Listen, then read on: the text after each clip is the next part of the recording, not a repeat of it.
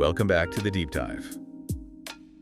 Okay, so today we're cutting through some of that digital noise, to talk about a feeling that, well, I think almost everyone gets it, but we don't really talk about it much. That kind of low-grade emptiness. Exactly. Even when on the surface, everything seems fine, right? Your life looks like it's running smoothly. Yeah. But inside, it just feels like joy should be there, but it's just, I don't know, out of reach somehow. It really is the classic modern situation, isn't it? We've got access to, well, everything. More information, more connections, more stuff grabbing our attention than ever before. Yeah, totally overwhelming sometimes. And yet the source material we looked at really confirms this. It shows that while we're constantly, scrolling, reacting, comparing ourselves, we're very rarely truly present. We're not actually feeling. Joy's become this really complicated thing to pin down. Yeah, elusive. So our source material this time, it really digs deep into why that is, into this disconnect. And our mission really for this deep dive is to try and pinpoint the things, the speed, the noise, the sheer overload that are getting in the way of, well, simple happiness. Right. What really struck me right off the bat was the source's main argument. Joy isn't actually gone. It was never lost. It's just buried. Exactly. It's just been buried. So let's maybe start there. Where did the burying begin? Well, what's really interesting in the material is how it immediately diagnoses our speed, our collective pace. Oh, okay. It basically says modern life has trained us to live fast. We think speed equals efficiency, even with our emotions. So we've sort of adopted this high-speed approach to just being. Pretty much, yeah. That's kind of a perfect parallel to how we use our phones, isn't it? How so? Well, we scroll through our days just like we scroll through Instagram or Twitter. Quickly glancing, judging, clicking, moving on. Always on to the next thing. Yeah, like we're speed reading our own lives. We want the volume, not necessarily the depth. And the sources say the result of that speed, that velocity, is actually pretty profound.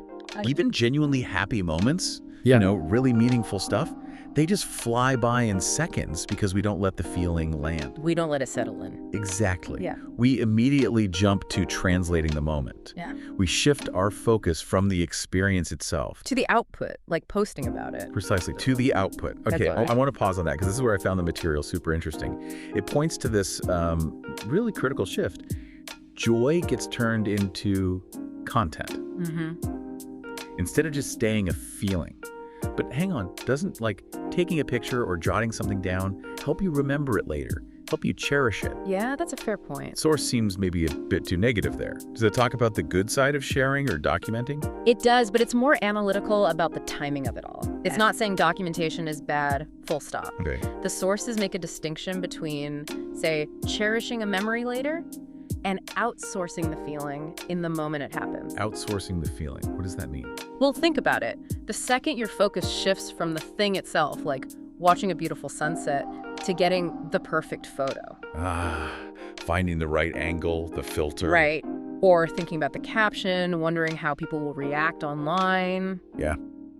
You've actually changed which part of your brain is running the show. Okay, so we shift from the feeling part, the limbic system, right, where raw emotion happens, Yeah, exactly that. and we move into the planning, thinking part, Yeah. the prefrontal cortex, the part that worries about performance and getting validation. You got it. Yeah. You're essentially swapping deep emotional absorption for something much shallower, like social approval. Wow. You're trying to capture the feeling, but the instant the camera or the comments section takes priority, you actually lose some of the ability to fully soak in the joy itself. So the depth of the internal feeling gets replaced by the speed of getting likes or comments. That quick hit of validation, yeah. That dopamine spike from a notification starts to replace the deeper, maybe quieter satisfaction of the original moment. The reward shifts. It's not the sunset itself, it's the reaction to the picture of the sunset. Exactly.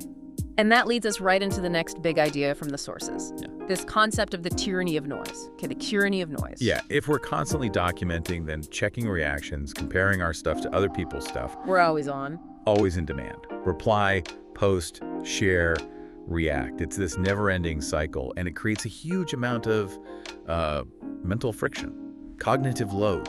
It's just the sheer number of things we feel we have to do mentally. It's exhausting. And I think this is where that constant motion really starts to hurt us. The material argues this perpetual demand leaves, well, basically no room at all for silence. And silence, according to this research, isn't just, the lack of sound, it's the lack of demand on your attention. Okay, that's a key distinction. The sources really emphasize how critical and how overlooked this intentional quiet is. One line really stood out. It's in the silence that life actually happens. Wow. Okay, so the constant noise keeps us living sort of outside ourselves, always managing the external stuff. Yeah, managing the inputs and outputs. And we're kind of conditioned, aren't we, to think of joy as this big, flashy thing. Totally, like a huge event, a party, a promotion, something you'd definitely post about, maybe in all caps. Right, but the research offers a really different definition, almost Quieter. subversive even. How does it define it then? It sort of reframes joy not as an event, but more like a state of being. Okay. Joy, in this view, is defined as simply taking a deep breath. It's the ability just to notice the little things, the mundane stuff we usually filter out because we're chasing the big rush. Can you give some examples? Because shifting from big event joy to deep breath joy is, it's a bit hard to grasp initially. Sure, it's about quiet, internal noticing, not loud external validation. It's things like feeling the texture of a comfy blanket. Okay. Or maybe noticing something unexpected about your morning coffee's taste. Or feeling the warmth of the sun on your skin, even for a second on a cloudy day. Simple things. Or just catching yourself smiling for absolutely no external reason. These little moments, they're always available, constantly, but they're subtle. Right, they're quiet signals. Exactly. And if your mental volume knob is cranked up to 10 all the time, You're never going to hear the signal that's set at 1. you got it. The big takeaway here is that joy isn't actually hard to find. It's just quiet. Okay, so if the problem is this high-speed, noisy chase for external validation, then the next logical question, based on the material, is how do we actually turn that volume down? But maybe before we get to the how, we need to really acknowledge the exhaustion this whole system creates. Yeah, that leads us to what the sources call the overload epidemic. And I think a lot of people listening can probably relate to that feeling. Looking around and asking yourself that awful, draining question, why does everyone else seem so inspired, so energetic, while I just feel numb? Yeah. We immediately think it's us, right? I'm not trying hard enough, or I should be more grateful. Self-blame kicks in hard. And what's really almost relieving in this material is that the source's answer is straightforward and systemic. It's not a personal failing. You are simply massively overloaded. How overloaded? We're hitting cognitive burnout. And it comes from two main things: constantly switching context, jumping between tasks and thoughts, and also the expectation that we should be able to process emotions instantly. That explanation really shifts the focus, doesn't it? It's not about your character, I'm lazy, or I'm ungrateful. It's about your capacity. Exactly. It's like I'm trying too hard to handle an unmanageable amount of external stuff coming at me. Our minds are just hitting a wall. Totally. Imagine trying to run a marathon, but while you're running, you're also texting, listening to a podcast, watching stock prices, replying to emails, and planning dinner. You wouldn't last 5 minutes. Right. Yet we somehow expect our brains to stay emotionally balanced while operating at that kind of speed constantly. The analysis is pretty blunt, actually, and I think it's crucial context for you, listening, to absorb. The sources basically say everything is just too loud. Too loud. Which means that numbness isn't a sign you're broken or incapable of happiness. It might actually be a protective measure, a shutdown mechanism. Yeah, the brain trying to conserve energy against this relentless onslaught. Okay, so once we get that the problem is this constant chase for more stimulation, the way forward, according to the sources, is actually kind of, well, it goes against intuition, doesn't it? Beautifully counterintuitive. If chasing broke us, maybe stopping is the way to heal. Let's get practical then. What does the material actually recommend? The main instruction seems simple, but honestly kind of scary for our modern brains. Try not to chase any new sensations today. Yeah, just for today, or even just for an hour. Okay, so what specific simple things does the material say we should stop doing right away to create that silence, that space? Well, the authors seem to get that our brains are basically addicted to input, so they list 3 specific things to just pause. Think of them as rules of subtraction. Okay, subtraction rules. What are they? Don't play music. Just silence the background sound. Okay, no music. Don't open your feeds. Silence the visual clutter and the social comparison loop. Right. Stay off social media, news feeds. Don't multitask. Stop trying to juggle multiple things mentally at once. Eliminate that internal context switching. Okay, no music, no feeds, no multitasking. That list, honestly, it sounds kind of unbearable for a brain that's hooked on constant newness. The immediate reaction for a lot of us listening might just be anxiety or boredom. How does the source prep us for that resistance we're almost guaranteed to feel? That resistance is actually a sign it's working. That's what the sources say. Oh, really? Yeah, they explain that the brain, because it's so used to those constant little reward hits, will initially freak out a bit when the stimulation is cut off. So you'll feel that urge. A physical pull, almost.